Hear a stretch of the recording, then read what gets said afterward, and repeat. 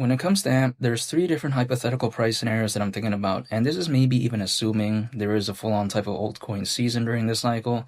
But even though nothing I say is financial advice, and also even though these are based off of the current circulating supply of AMP right now, but even besides all that, the first price scenario that I do want to have, discussed, right, is maybe the idea of 8 cents. Now that's around a 26.5x from here, and the market cap at that point, considering current circulating supply, it'd be around 6.7 billion.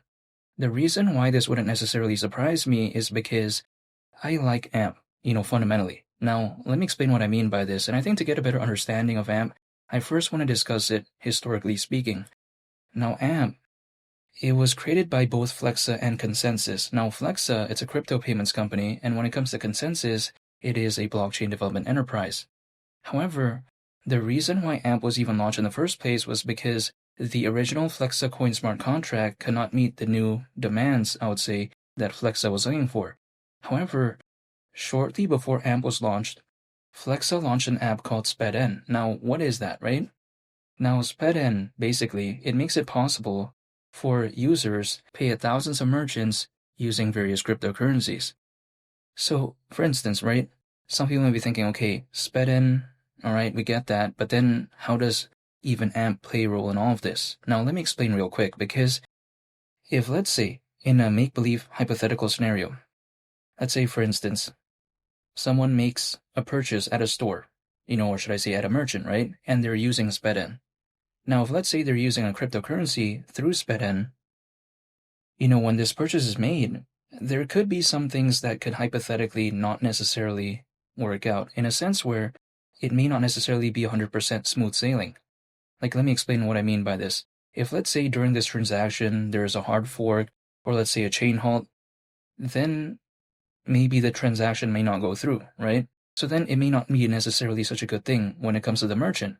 However, this is where AMP steps in, because a certain amount of AMP that is worth slightly more than the transaction, it is automatically locked up into a special smart contract.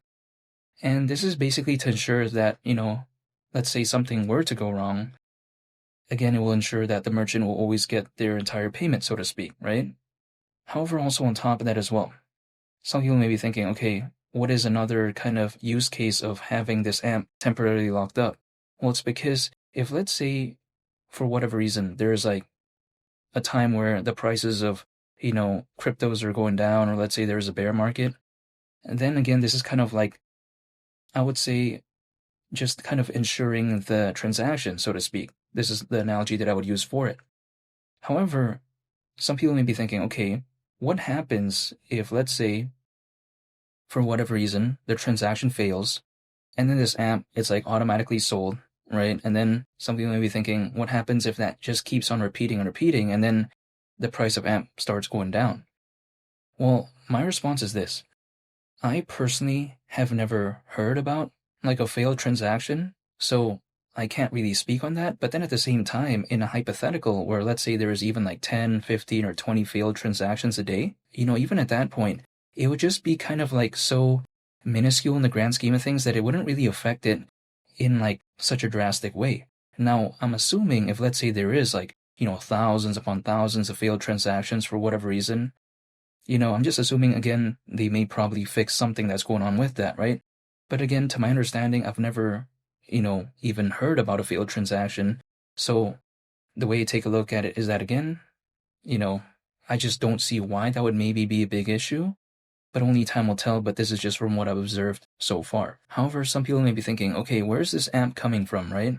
Again, the one that is like, being temporarily locked up, let's say during a transaction. Now, this AMP is coming from users who are currently staking their AMP through payment providers that are currently leveraging Flexa's payment protocol. So I do find it pretty interesting. I do find it pretty, unique, because if I take a look at, for instance, the payments market, right? It is currently valued at over $2 trillion. So again, I think that's a very massive market, and maybe hypothetically seeing AMP going to the price of 8 cents, it wouldn't necessarily surprise me in an event where maybe it did happen during a fully fledged type of altcoin season, but again, only time will tell. Now, the second scenario that I do want to explore is maybe the idea of 9 cents. That's a 30x from here, and the market cap at that point would be around $7.5 billion, considering current circulating supply. Now, this doesn't seem like maybe such a ridiculous market cap to me because when I consider the presence of AMP, when I consider, kind of the fundamentals, and also on top of that, Dogecoin at one point reached over $80 billion in market cap back in 2021, and that was years ago. This market cap just doesn't seem that ridiculous to me, but only time will tell. However, the third and final hypothetical price scenario that I do want to take a look at is 10 cents, and that's around a 33x from here. Market cap at that point, considering current circulating supply, it'd be nearly $8.5 billion. When I take a look at the factors right now, like how there's supposedly over 600 million crypto owners, when I take a look at the Bitcoin ETF, the Ethereum ETF, I actually like the factors currently when compared to back in 2021. Now, granted, I don't think I've seen a fully fledged type of hypothetical altcoin season during this cycle, whereas, in 2021, there was arguably an altcoin season, right? But then at the same time, I haven't seen it during this cycle. But if there was one, it wouldn't necessarily surprise me if it looked better than back then. And it's just because, again, I like the factors currently a lot more. So maybe 10 cents, it wouldn't necessarily surprise me. However, when it comes to the exact timeline, that is beyond my control, right? I'm not going to be able to find the perfect exact moment AMP does something, or let alone the whole altcoin space. The only thing I can do really is just stay patient. I'm dollar cost averaging, I'm holding, and I'm just waiting, that's it. So whenever an altcoin season, if it ever even does happen, hypothetically during the cycle, be it next month or even it waits until next year, let's say in January, February, or March, or something like that, whenever that timeline is, it's going to be beyond my control. So the only thing I can do is control myself, and I'm just going to be dollar cost averaging, holding, and just waiting for the projects that I am a fan of. And I'm not telling them to do anything, but this is just personally what I'm doing. I'm just staying patient. And feel free to subscribe if you enjoyed this video. I'd greatly appreciate it. It's been Lee the Captain, and I'll catch y'all on the next one. I'm out. Peace. Bye.